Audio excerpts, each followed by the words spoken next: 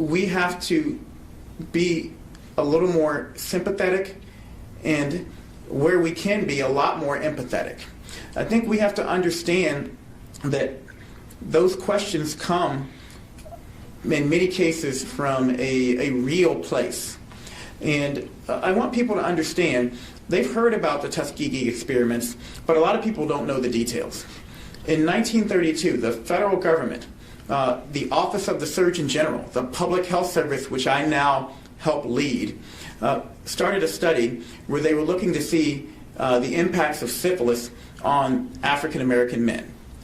And they signed people up for this study with the promise of free health care. 15 years into the study, penicillin was determined to be a cure for syphilis, and they had the option of treating these men, and they chose not to treat these men. And this study went along for 40 years with several surgeons general at the helm, Caucasian gentlemen, and these men went untreated. This is just truly horrific. And this is why people of color don't trust the government, don't trust medical institutions in many cases. It comes from a real place, and we have to acknowledge that. But we also have to sit down with people and help them understand the protections that are now in place to make sure something like that never, ever happens again. So we have independent data and safety monitoring boards looking at studies to make sure we aren't doing things that that would harm certain communities. We have institutional review boards. We have the VERB PAC, which is the FDA committee, and the Advisory Committee on Immunization Practices, which is the CDC committee. Again, independent people looking to make sure vaccine development and distribution are happening in a fair and equitable way, and there are people of color on all of these committees. This COVID vaccine was developed in part by an African-American woman at the National Institutes of Health. There were people enrolled in the studies who were black and brown, Hispanic, African-American, Native American. Dr. Fauci and I worked hard with all of these companies to make sure they had an enrollment that was representative of the population. All of these are reasons why I feel safe in with this vaccine, and why I feel that a study like Tuskegee could never happen again, and certainly isn't happening in this instance. And then we need to engage with trusted community partners and lead by example. So we're working with faith leaders, because we know in many cases people will do something because their pastor, their rabbi, or their imam says to do it, even if they won't do it because the Surgeon General says to do it. We know that people trust their local doctor, or their local nurse, or their local pharmacist, because, hey, that's Doc Bob from down the street, or that's my pharmacist Joe. And we need to make sure they have the facts, these trusted community gatekeepers, so that they can help the people who trust them feel confident in the vaccine. And then we need to let them see people of color getting vaccinated. Again, it's why I got vaccinated publicly. I talked with Steve Harvey, the comedian. He said he would get vaccinated publicly when the opportunity came. I talked with several African-American members of Congress who've gotten publicly vaccinated because they want people to see that they believe this vaccine is safe and effective. So we need to acknowledge what's happened in the past. We need to address those wrongs and show people how we are ensuring that they will never happen again. And then we need to engage with trusted community resources. And those are the steps that I'm taking to restore confidence in the communities. But I don't know if either of you want to... You good? Yeah, I think you Okay, all right. Because I know there's federal, there's state, and there's local. And you have two great public health advocates here in Illinois and in Chicago who feel just as passionately about this issue as I do, which again is why we were at St. Anthony's in a diverse community today, meeting with people, seeing patients and providers of color, and answering questions about the vaccine. A question for Dr. We got Allen. one more in the room, and then we'll go to online questions. Dr. Wadi, if I may. Yes.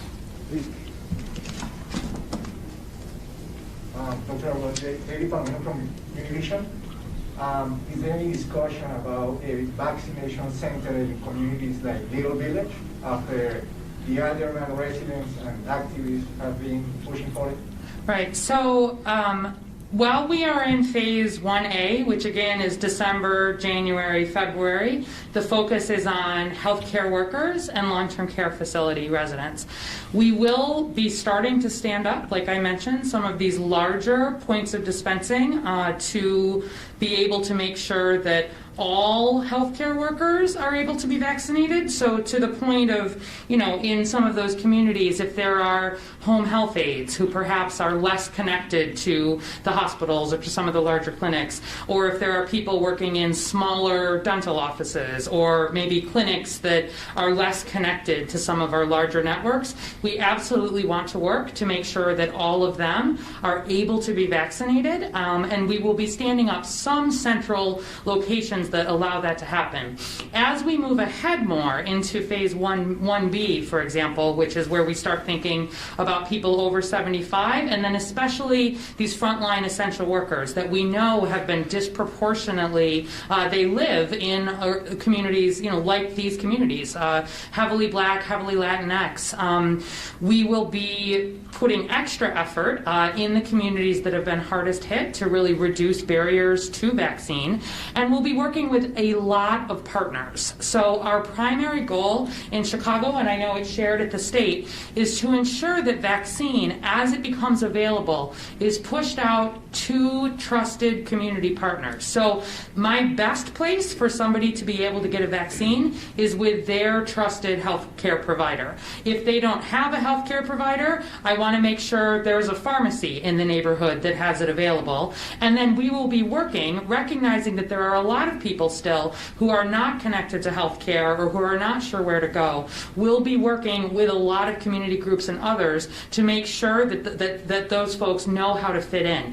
When we're at the essential worker phase, again, this is not yet. This is in a couple weeks, a couple months. We will also be working to partner large employers with vaccinators. So you think about a grocery store, for example. We would like to ensure that if it's a large grocery store, that we can pair a vaccinator so people will be able to get vaccine at work. It's going to be a lot of pieces in this. We're thinking a lot about equity. As you've heard the mayor say, it's really at the center of our plan. It's part of why in the very first week we got vaccine to every single hospital here in Chicago, and we're going to take that same approach of not leaving folks behind just because they may be in a less connected area or part of the city, or don't feel like this vaccine maybe they're in line for it. If you are a healthcare worker in the city of Chicago, you are in phase 1A, and we will be working to get you vaccinated in that phase, and then that will extend out as we move into the next phases. Just to be clear about the 1A, does that mean all healthcare workers are getting both doses before you move on? Yeah, that's a good question. It doesn't mean that all healthcare workers will necessarily get both doses before we move on, and this is one of the conversations we were talking about really today.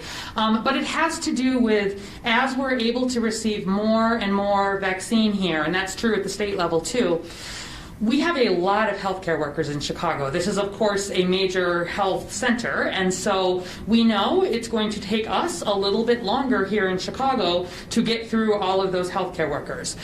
We don't have a magic date on this, but we want to make sure that those groups, have largely been covered before we start to move ahead. So I don't think that we will necessarily see, even across the whole state and certainly across the whole country, it'll be a magical, okay, we're moving to the next group. It will be based on what our numbers look like here.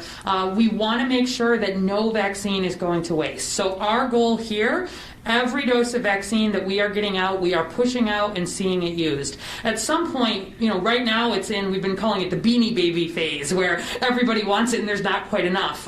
But as more and more and more vaccine becomes available, we will start to see some shift there. And as soon as we're at a point where we're not using really all of that vaccine to vaccinate healthcare workers, that'll be approximately when we're ready to move into phase 1B. And I want to address something really quickly because I saw that we have Univision here. A common question that I have gotten is about documentation status. And I want everyone out there to understand that the federal government is placing no restrictions whatsoever on who can and who cannot get this vaccine based on documentation status. And even beyond that, the Provider Reimbursement Fund will reimburse providers for caring for people without insurance, regardless of documentation status. So the states will ultimately determine who gets vaccines, when and where, and I asked the question at the state level because it's important to me. And Dr. Ezike and Dr. Arwadi confirmed to me that no one will be asked for an identification when they come in to get vaccinated, and that no one will be denied a vaccination because of their documentation status. They won't even ask you about your documentation status. So important for people to not be fearful of coming in to get vaccinated. When it is your turn, we want to make sure you have the facts to get your vax, and we also want to make sure there's not fear prohibiting you from coming in and getting your vaccination. Okay, we're going to move to questions online. Sorry. So we have Dan Petrella from the Chicago Tribune for General Adams. Can you explain the apparent breakdown in communication among the federal government, Pfizer, and states about the number of vaccine doses that are shipping this week? So the question is about vaccine doses coming out, and what I want people to understand is that the initial projections were just that. They were projections. This is always, we've said, going to be the most difficult vaccine distribution in history, and it's why we have career experts. General Perna is the best in the country, if not the world, at logistics, taking on this gargantuan task that requires partnerships between private industry and government, that requires federal, state, and local coordination. And we will continue to improve the reporting and the allocation numbers to the states. But I think that we're bearing the lead a little bit here when we ask that question, because we got a new EUA this week for a Moderna vaccine, and we're going to go from 2 to 3 million doses of vaccine that went out last week to 8 million doses that go out this week. So I want the American people to understand there will be some hiccups along the way.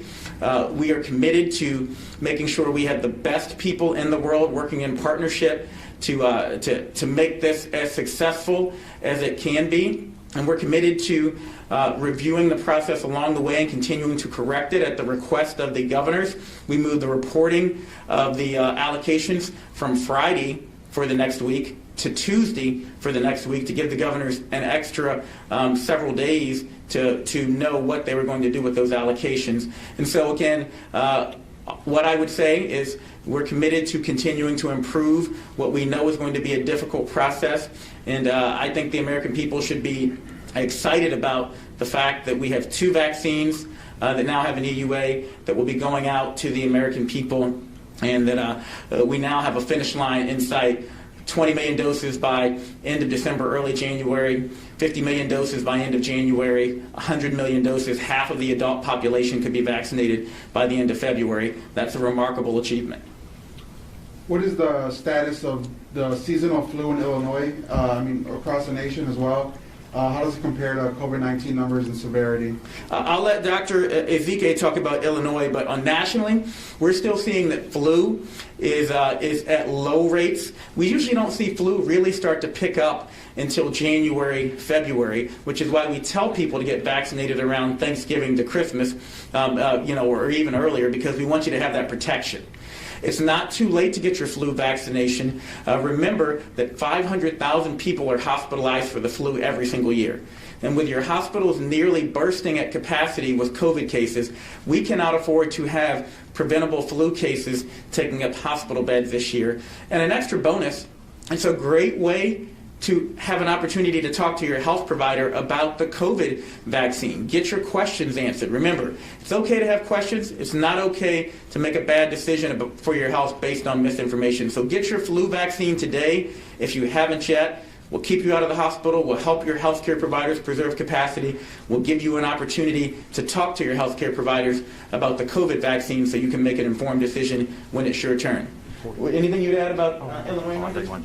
So I am happy to report, as the Surgeon General said, typically the heyday for flu, if you will, is into the next year, January, February. We have seen very low levels here in Illinois. And also, let's remember that the same measures we're using to help prevent the transmission of COVID is hopefully going to really keep the flu numbers down for this season. So we're looking forward to seeing much lower hospitalizations, much fewer deaths from flu, because this works for both. And so let's keep using these masks, keep washing our hands, because we are decreasing the numbers of COVID and flu. Sir? For both Dr. Awadi and Dr. Zike, at what extent is CDPH and IDPH involved in the long-term care facility vaccine rollout? Are either departments able to provide a breakdown of how many doses would be administered by CVS versus Walgreens? That's from Hannah Mizell. Great. So again, Illinois and also at the Chicago Department of Public Health, we have both signed on to join the Pharmacy Partnership Program. And so through that program, we simply have to allocate the doses back to the federal government, who will make sure it gets to our pharmacy partners, and then the pharmacy partners will then take on the task of vaccinating in the long-term care facilities. So there has been sign up by the long-term care facilities, who have largely opted in by the droves. And so the only remaining facilities that we have to take care of at the state level and then at Chicago are those that didn't qualify for the Pharmacy Partnership Program. But that is supposed to start for Illinois. We are allocating those doses this week, which allows them to begin next week, the week of December 28th. They will be going into the long-term care facilities. We do not yet have a report in terms of who they're hitting on day one and which facilities on day two. We don't have that information. When we have more information to share, we'll make that available. Yes, I would add it's the same timeline. In the city of Chicago, we did allocate the majority of our Moderna doses, our first allotment of Moderna, to long-term care facilities starting the 28th, the same way. Each long-term care facility had the option to choose which pharmacy partner they wanted to work with. And so we've been in close communication with both. We know, though, that not all long-term care facilities are starting on Monday. Some are starting in January. There's a long process of getting through in Chicago the 128 long-term care facilities that have enrolled in the program. We've been working at the local level to make sure that connection is strong, to make sure that the people who work in these long-term care facilities are getting their questions answered about vaccination. We've met, for example, with SEIU, the union that represents a lot of the long-term care facility workers here in Chicago, really want confidence in the staff there, and then ensuring that residents, that they are getting the information they need in advance about the vaccine, their consent and assent forms in the appropriate languages, also going to families if there are people who are making decisions for loved ones in long-term care. So there's a lot of planning around this, and we are allocating a lot of doses really over the next 3 weeks, both at the city and the state level, to ensure that all of our long-term care facilities are going to be able to be covered. But like everything else, this is going to take a number of weeks to get all the way through there. First dose, second dose, residents, and workers. And something else I want to add in, we're talking a lot about vaccines. It's important for people to know that Operation Warp Speed has done a tremendous job, not just on vaccines, but on therapeutics. So I want people to understand there are an array of options out there available if you do get COVID. We want to prevent you from getting COVID through public health measures like the W's, wear your mask, wash your hands, watch your distance, wait for gatherings. We want people to get vaccinated to prevent getting COVID. But if you do get infected, then ask your doctor about monoclonal antibodies, which can increase or decrease your chances of being admitted to the hospital if you do get COVID. Ask your doctor about remdesivir, which is a medication that if you're admitted to the hospital can decrease your chances of going into the ICU and dying. And I put out a call to the American people yesterday, to the 15 plus million people who've recovered from COVID, to understand that you have a secret weapon inside your body to help us in our fight against COVID. When you are infected with COVID, your body develops antibodies, the same as the vaccine develops antibodies to fight off COVID. And you can donate your plasma. You can go to thefightIsinus.org to find out where. And by donating that plasma, you can give those antibodies to someone else and potentially save their life from COVID. It can also help your healthcare workers who are overwhelmed because it lessens the amount of time you're going to be in the hospital or the chances that you end up in the ICU. So give the gift of life this holiday season. If you're one of the 15 million Americans who've recovered from COVID, go to thefightisinuS.org and find out how you can donate plasma and be part of our fight as we're getting to this finish line that is in sight, but is going to require us all to keep running together. Final question for General Adams. So we know this is from Dave Dowell. We know you did not come all the way here just to say wear a mask and wash your hands. What's the real takeaway for you? The thing that you'll look back on and say, yeah, that happened when I was in Illinois right before Christmas. That is a great question.